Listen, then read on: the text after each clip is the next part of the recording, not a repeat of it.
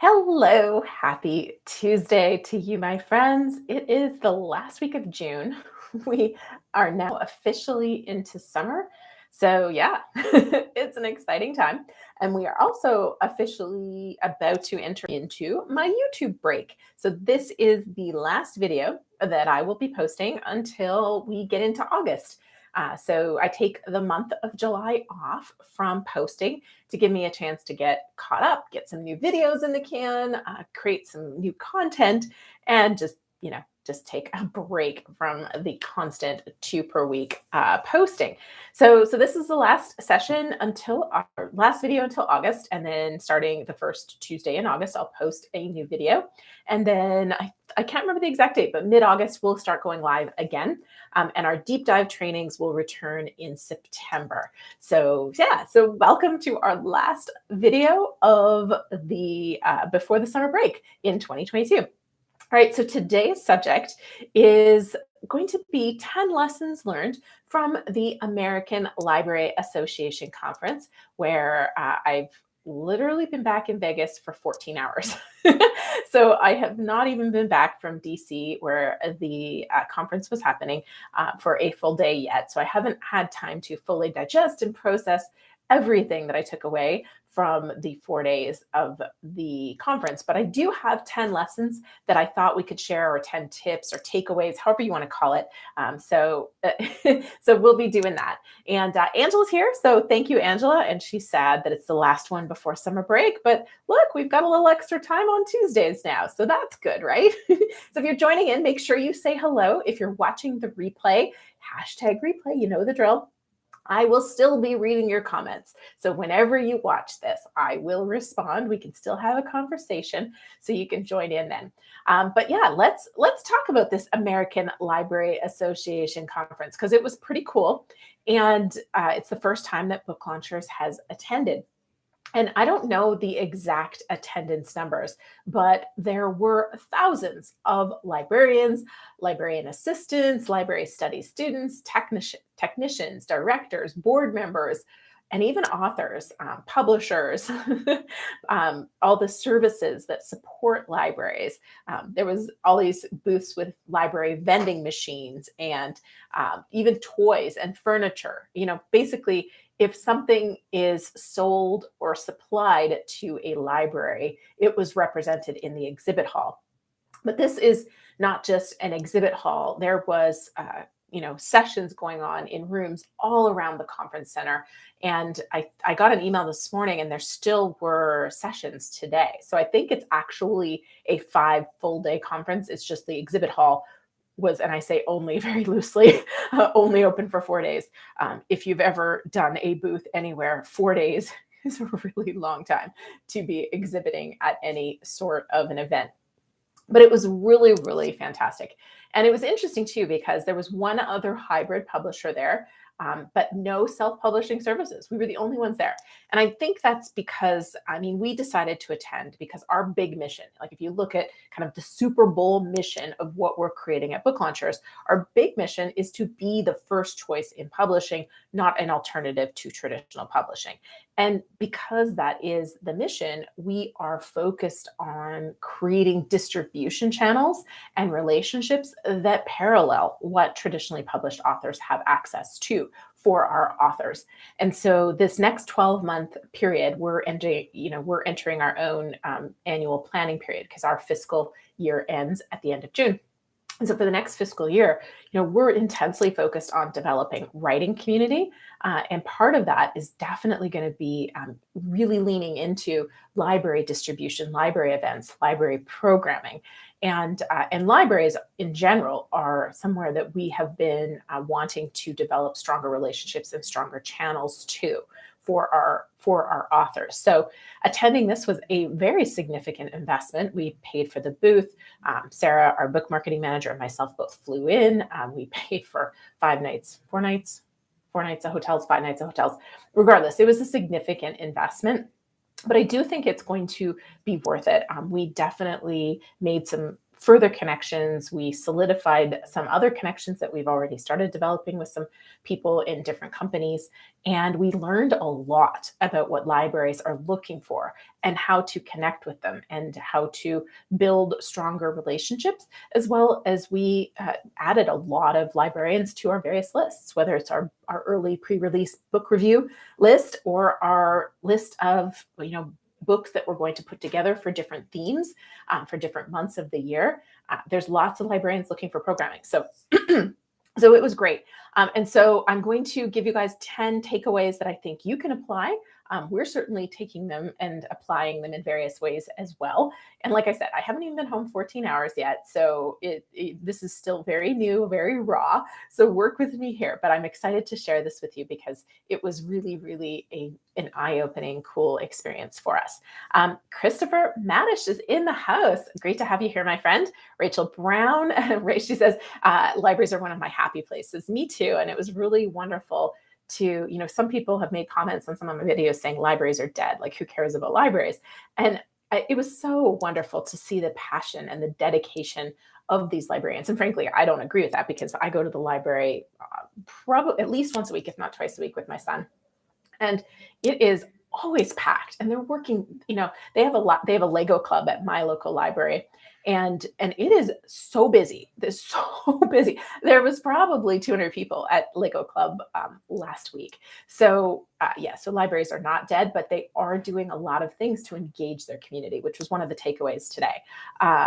Victor's here. Hello, great to have you here. And Jeremy, wonderful to see you here. So thank you, everyone. If you have questions as I'm going about sharing the 10 tips and takeaways that I have for you, please post them here. If you're watching the replay, post them and I will respond. But Angela's here. She's going to be collecting your questions. And of course, as always, there are prizes for participation. So I'm going to kick things off actually with a prize right now. But I want to let's see, what am I going to do? This is going to be a quiz question. What do you think was, and if you read the launch letter, you're going to know the answer, but what do you think? There was 2 topics when librarians found out that we were a nonfiction service, so we only do nonfiction books. What are the 2 types of books that were most requested? Do you have this or this? So let's see if anybody can get that. We'll kick it off with a prize. Our prizes, we have our Oh So Soft journal. We have our hashtag No Boring Books mug. And this is going to be the last round of these mugs that have this logo, because we are in July or August rolling out a new logo on a new website. So I'm very excited for that. All right, so take a guess. What 2 nonfiction subjects do you think the librarians were most interested in? You can go ahead and post that while I give you tip number 1. And hopefully tip number 1 isn't the answer. No. Okay, so my takeaway number 1 is libraries are very, very patron focused. They are there to support their community and serve that community. So topics, and this is not the answer, by the way, to the question, but programming topics and lists and subjects and themes that they were really interested in as far as their community and patron focus: financial literacy, careers, ESL, parenting. There was a lot of school libraries there, and they were really looking for programming for teens. This was a very, very hot topic that a lot of people had. So if you have a book that is going to be very educationally valuable for teens, I would highly recommend putting together some library programming and sending that out to libraries, because there's a lot of demand for that, but they're focused on making their communities better. So that's where the career part, and even writing and self-publishing was a really, really huge topic. I had 20 copies of Self-Published and Succeed there, and they were gone like that. It was personal interest, or, hey, I get asked this all the time at the library. How do I self-publish? How do I get my book published? And so that was very interesting. But the thing to know is that the libraries are very, very focused on their communities, and the people who are supporting them are the people that they really want to support. So not surprising, but it was really interesting to see like their laser focused attention on those things. All right, let's see if we've got a winner. Okay. Irma's children's book. Yes, there was definitely a massive demand for children's books, but we only do nonfiction. So when they came up to us and they said, "Do you have blank and blank?" It was not our norm. Our norm, and I say norm loosely because we do a lot of a wide variety of nonfiction. But if I was to pick a norm, I would say we tend to do a lot in the business, personal finance, real estate type space, entrepreneur, leadership, that kind of stuff. That is not what the libraries were interested in. There was other subjects that they were really, really interested in. Rachel took a guess, business and paranormal. That was interesting. That's a good guess. So nobody reads the launch letter. Are you guys not getting the launch letter? You should get the launch letter. So Angela, if you can drop a link in there to make sure these folks are getting the biweekly launch letter, so they not only get the answers to these things, but you're getting invitations to our deep dive and all those things. All right, JAF Dolls, welcome. Great to have you here. And Jennifer's in the house, and Mike Hurd is here too. All right, so I'll give you guys another minute to try and take a guess. Otherwise, I'll give you the answer. But so the question, Mike, if you just joined, is what are the two subjects when libraries found out that we do nonfiction? What are the two subjects that they asked us for the most? So go ahead, take a run at this, and I will carry on to my next tip. So again, I kind of just hinted on this, but our titles that weren't business related were really hot commodities. That's not to say people didn't take business, but they took them out of personal interest. They didn't take them for their library. So we were giving books away. We were doing quizzes. We were getting people onto different email lists and things like that. But we had about a little bit over 150 books to give away. And our business titles weren't the titles that librarians were taking for their listings. They were taking them out of personal interest. So business, real estate, personal finance, wealth, retirement, those kind of subjects were of interest, but they weren't the things that they wanted for their library. They wanted the niche topic.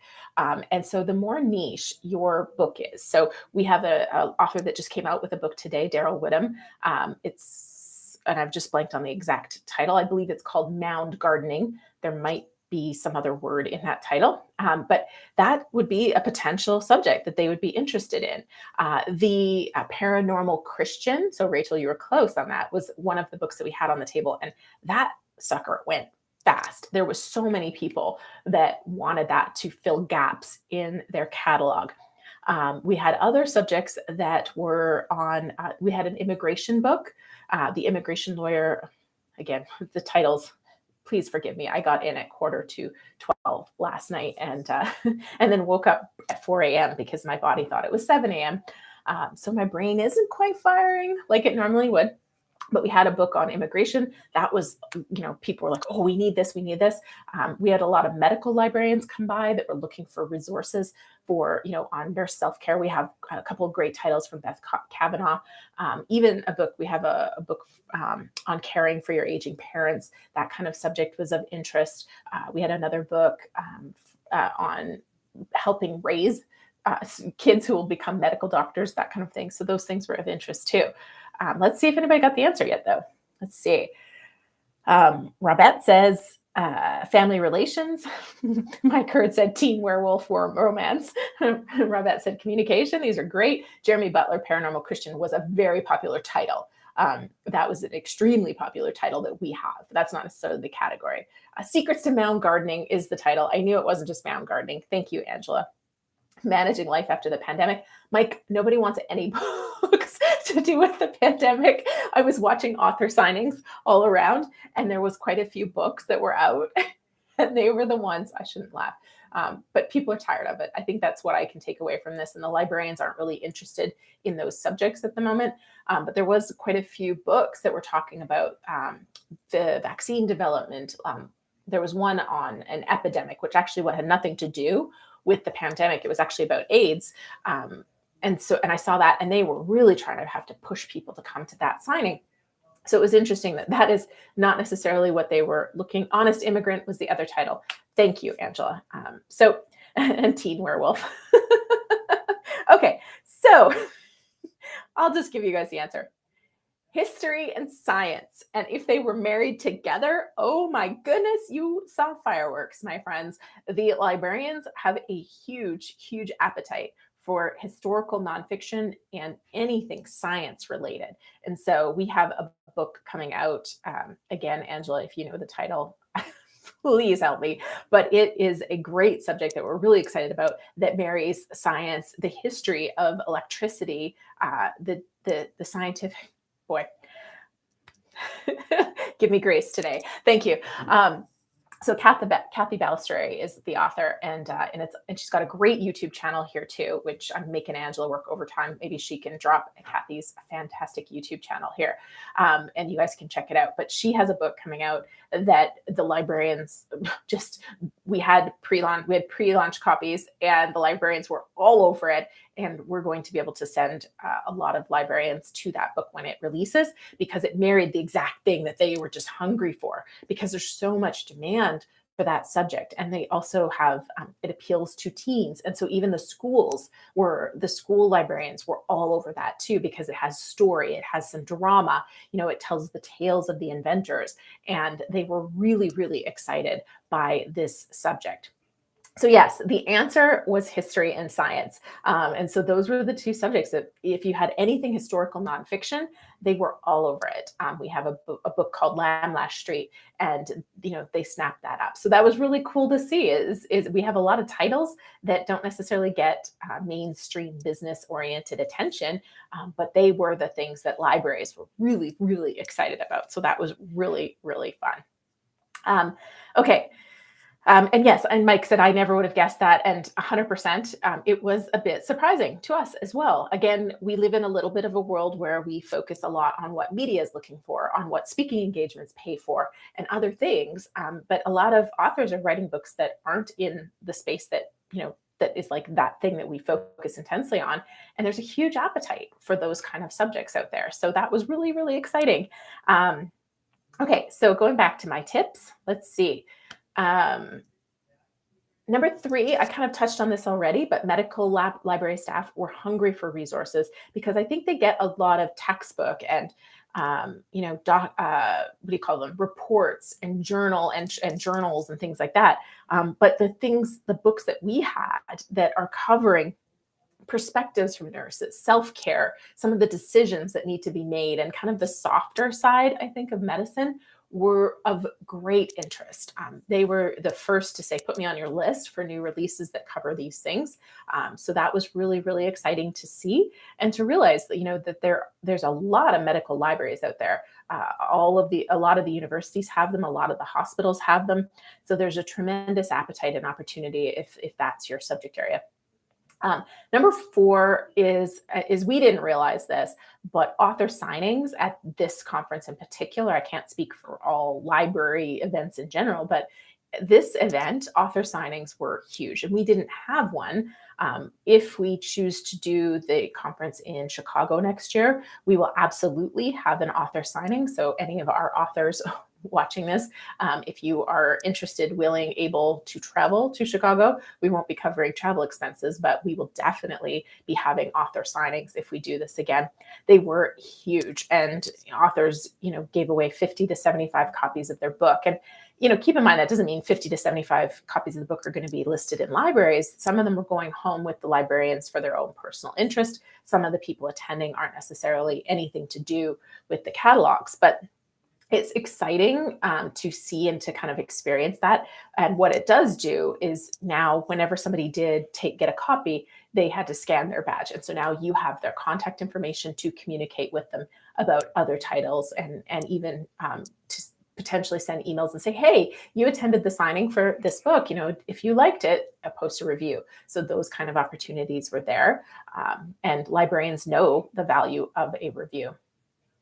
Number 5 was kind of an interesting thing. There is a need for more education around self-publishing, and this is multi-pronged because a lot of librarians kind of said, oh, no, our library doesn't buy self-published books.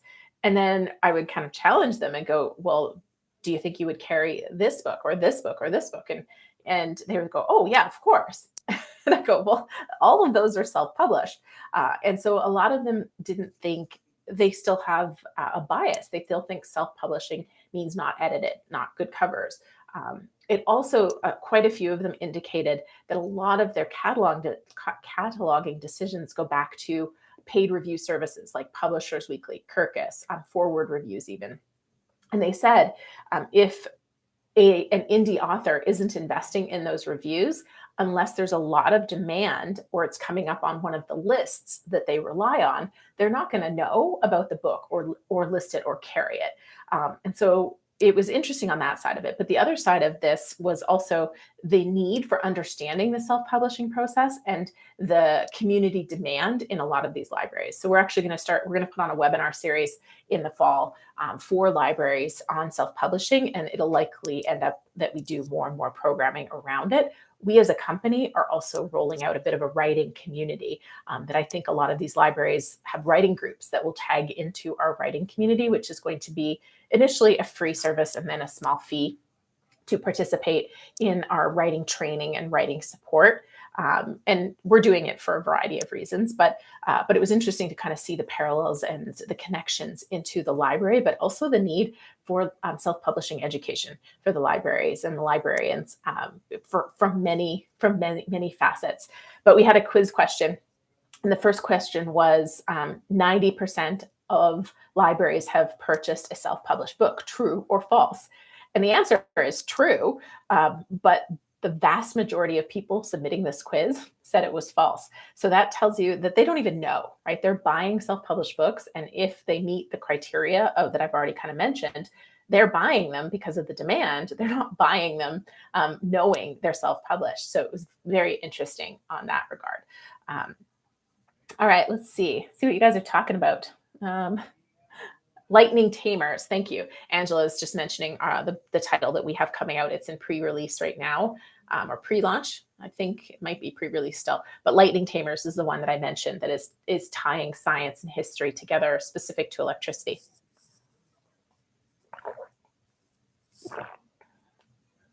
And Charity said, is there a way we can help with the libraries on self-published, educating libraries on self-published authors? Not yet, Charity, but thank you. I appreciate the offer. You guys here on my YouTube family will be the first ones to know if there's anything we could do, because it will help self-published authors and indie authors everywhere if we can educate the library community even more and also understand what they're looking for. Like I said, the heavy reliance on paid reviews, which I know is one of my points that's coming up, was not surprising to me, but it was eye-opening how many times it came up from various different angles. So I'll touch on that in a second.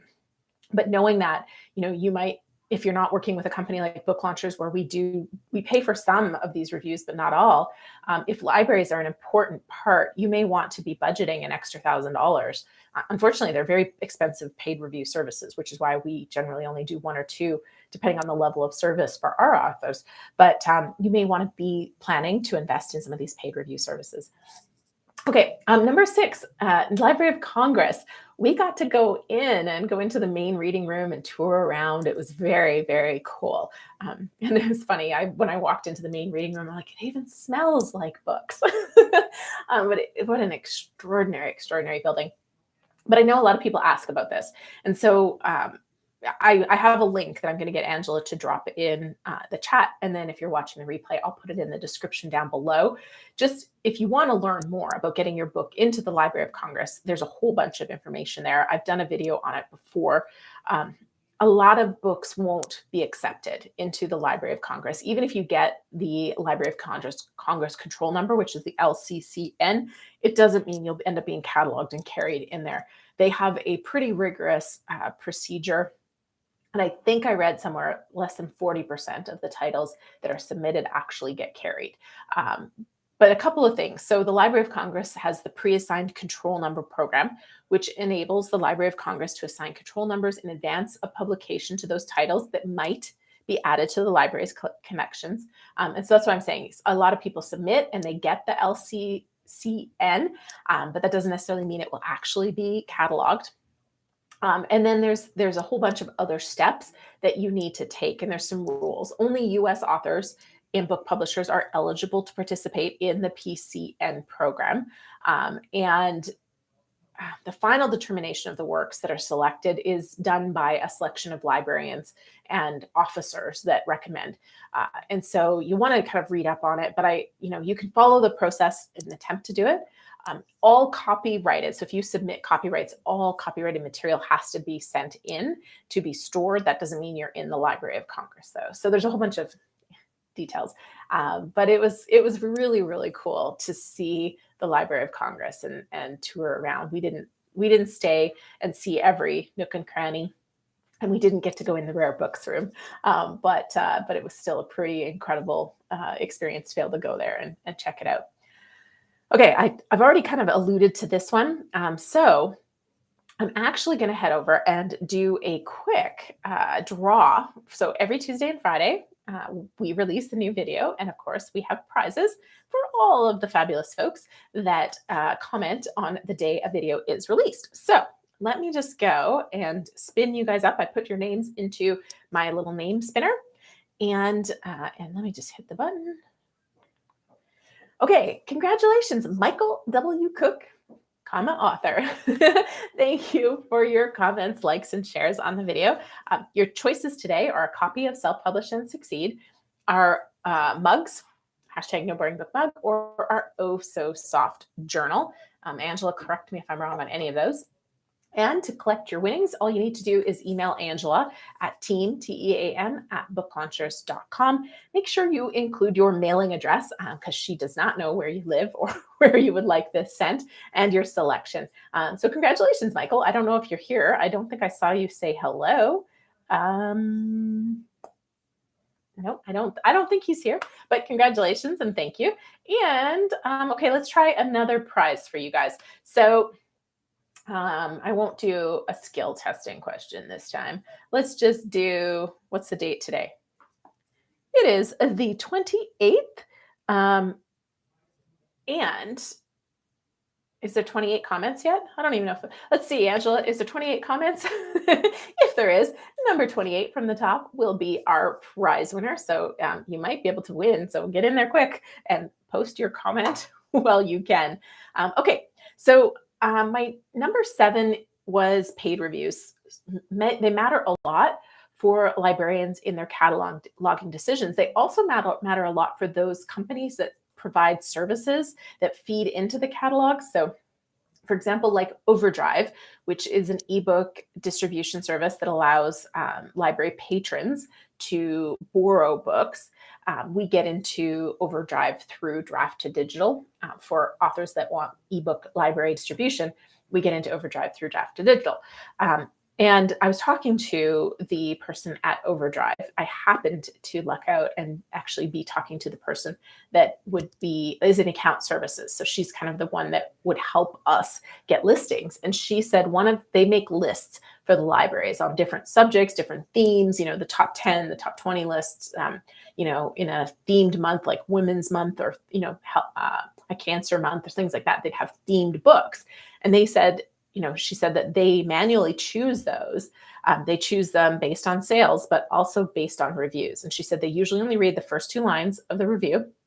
And she said they're looking for, if it's an indie book, they're looking at the forward reviews or Publishers Weekly, she said, or Kirkus. She said those are kind of the 3 review services that they'll pay attention to, and they don't have time to read all the things. So they're looking at sales performance, but they're also looking at those reviews to see what stands out, to see what's getting highly positively reviewed, so they can highlight it to their libraries for their catalog, for their features. And so on Overdrive, not only is it going to get the library listing, but if it stands out, then you're going to get more and more borrows from the librarians. I didn't get the same sort of information from Hoopla. I went over and talked to Hoopla as well, which is another library ebook distribution service. And I believe they both are doing through different brands. They're both doing audiobook as well. Hoopla wasn't as forthcoming with how you get featured and some of those kind of pieces, but my guess is they're probably doing something very similar to what Overdrive is doing. So those paid review services, if libraries matter to you, it might be something you really, really want to invest in. Let's see. We don't have 28 comments because Angela does not count her comments. So go ahead. Make sure you're saying hello. The third one is forward reviews, and you might not be as familiar with them because they're primarily for indie authors, I believe. I just typed it in there for you. Um, and it came up a few times. It was interesting to me because we haven't put a lot of emphasis on it, but multiple people that we talked to did. Hello, Poetry from the Heart. Great to have you here. Okay, so let's do number 8.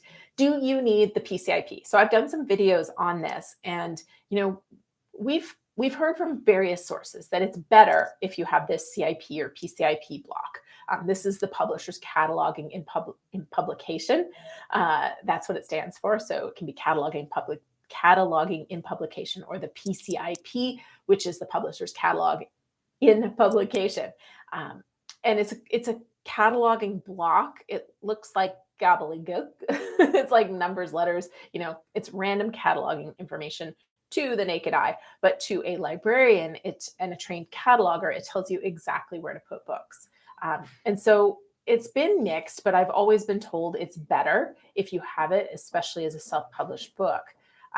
Now, that said, I always knew it wasn't a deal breaker. Like, I knew libraries would carry it without it because my books have not had it, and I've been carried in libraries, in multiple libraries by all of my books. So I started asking, especially if I saw somebody's title was cataloger. And the universal answer was, it makes my job easier if a book has it, but we enter a lot of books that don't have it. And so then it comes down to the buying decision. And so you need your book to be as professionally put together as possible, because a lot of librarians noted that they don't carry self-published books because they don't trust in the quality. They don't trust they've been fact-checked, that they're a good resource. There was a lot of kind of comments like that. And so if you're investing in a top quality cover, you're paying for that editing, you've got great citations, and they're properly formatted, the alarm bells that say a book isn't quality are not going to go off, even if you don't have this CIP block. And then if you add to it, you've got great reviews, you've got community demand, then none of that is actually going to matter. And I think even if you had the CIP, but you didn't have all those things, you're going to have a problem. So it's more important to have the demand, the quality, the reviews, than it is to have that CIP block. It's worth noting, though, that traditionally published books almost always have them. So, that is something you are competing against, but it's not a deal breaker. And you usually have to pay a cataloger about $100, $125, $150 to do it. We're not doing it on very many of our books, if any. So again, not a deal breaker, but it was something that I've always been told it's better to have it.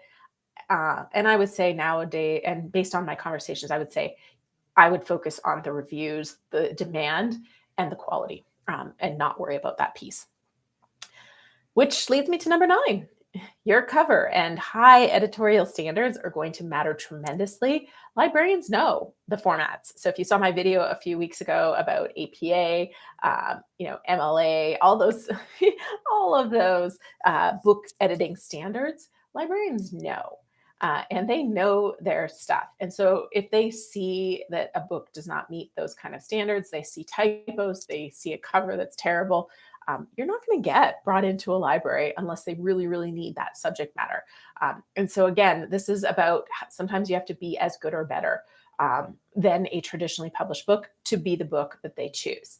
And I believe that, again, if this is something that's really important to you, put your love and care into your production. And I think that others will love and care about your title as well. And it won't matter if you're self-published. And I think that's one of the reasons why 90% of the libraries don't realize that, I shouldn't say 90%, 90% of the libraries have purchased self-published books. And I would say it's probably closer to 100%. They just don't realize it.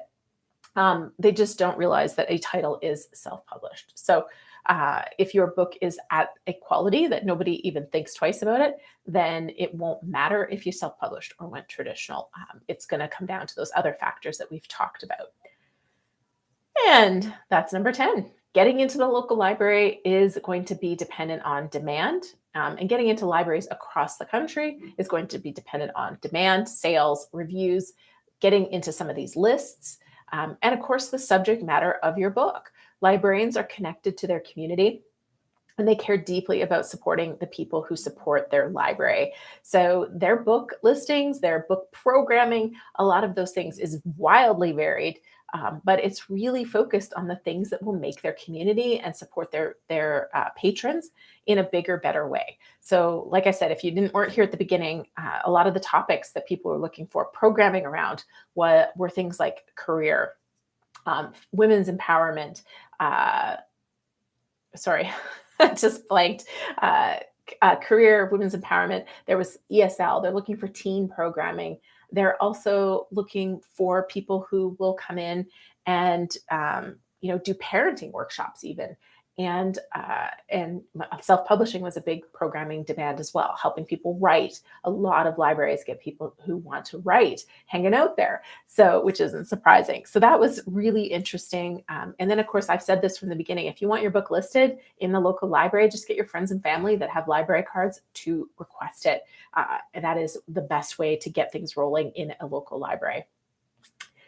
Okay, do we have any questions? I haven't seen any questions come up, but I'm happy to take any questions. And I have, I think, one more prize. If we have hit 28 yet. Have we hit 28 yet, Angela? And yes, thank you, SD Houston, for encouraging everyone to hit that like button. Libraries also have great video store like feels section. Yes, they I was actually talking to a couple of librarians, and they're investing a lot in technology. A lot of it's for kids and learning, but they're buying these iPad-like things that people can take out, and they have gaming for learning languages, for studying. There's a lot of investment in technology in a lot of libraries, but interestingly, they're investing heavily in ebooks and audiobooks and all of the digital stuff. But a lot of the libraries say, like, you can't beat the demand for taking out a physical book. COVID did increase the demand for digital lending, but people are coming back and they want that physical version of the book, so much more.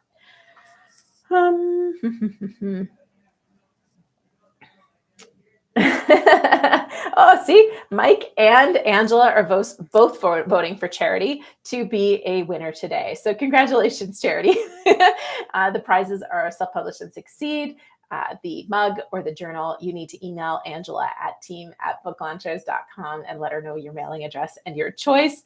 And thanks, Mike. And thanks, Angela. All right, did I give 2 YouTube prizes? I think I only did 1, right? Okay, let me do the other YouTube prize while you guys see if you have any last minute questions before we wrap up for today. Let's see. Okay, my button's just spinning here. Give me one moment, please. That's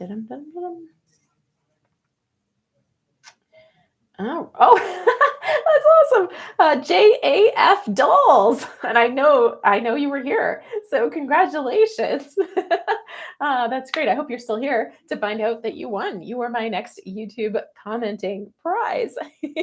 And the Charm Studio, you're welcome. I'm going to have these comments and thoughts distilled a little more, and then I will shoot a more formal video kind of summarizing thoughts on libraries, and it'll probably come out in August or September after I've had time to digest and kind of go through everything and refine these. But this is my preliminary look, literally hot off the plane, to share with all of you. So thank you. All right, I don't see any questions. So I think that's a wrap for today. So again, this is our last video until August. We'll be back the first Tuesday in August. I will miss all of you. You are welcome to comment and chat with me on any videos. I'm not going anywhere. I'm just taking the month of July off from posting, and then we'll be back mid-August with another live stream, and our deep dives will be back in September. So hope you all have a fabulous July. Make the most of it. We only get like eight weekends in the summer, maybe 12, but make the most of all the weekends you've got. And I look forward to hearing some stories and answering your questions in August. All right, take care.